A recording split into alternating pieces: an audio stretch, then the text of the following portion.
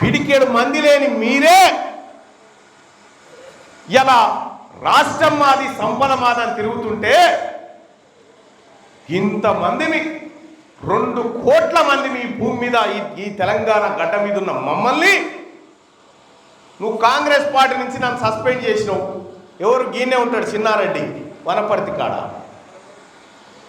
ఆ తెలివిలేదు మానలేదు, ఆ బుక్కులు ఏముంటుందో కూడా తెలియదు ఆయన. ఈ తెలివిరాని సన్నాసులంతా, ఈ తెలివి లేని వాళ్ళంతా మనకి ఎమ్మెల్యేలు ఎంపీలు అయితే అలగబడరు. ఇక్కడ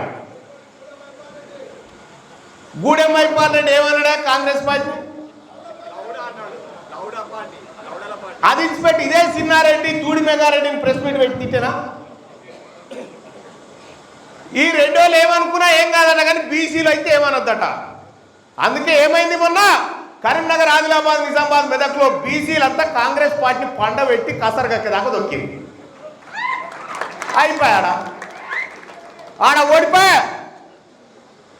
ఆ బీజేపీ వాళ్ళు ఏం చేసిరు, ఓ బీసీ అభ్యర్థికి టికెట్ ఇచ్చిరు, ఆ బీసీని చూపెట్టి ఇంకో ఓసీని కూడా గెలిపించుకున్నారు. వాళ్ళ ఉపాయం వాళ్ళు చేసిరు. ఎన్నడన్నా నేను మా భీమాన్ని అడుగుతా ఉన్నా, 70 ఏళ్ల సంధి బీసీ సీఎం అని ఎప్పుడన్నా అన్నదా? మొట్టమొదటిసారిగా ఈ రాష్ట్ర ముఖ్యమంత్రి నోట్లకైనా అనిపించిందా లేదా? అనిపించిందా లేదా? 2028లో ఈ తెలంగాణ రాష్ట్రానికి బీసీ ముఖ్యమంత్రి అయ్యి తీరుతాడు. అది 100% సత్యం.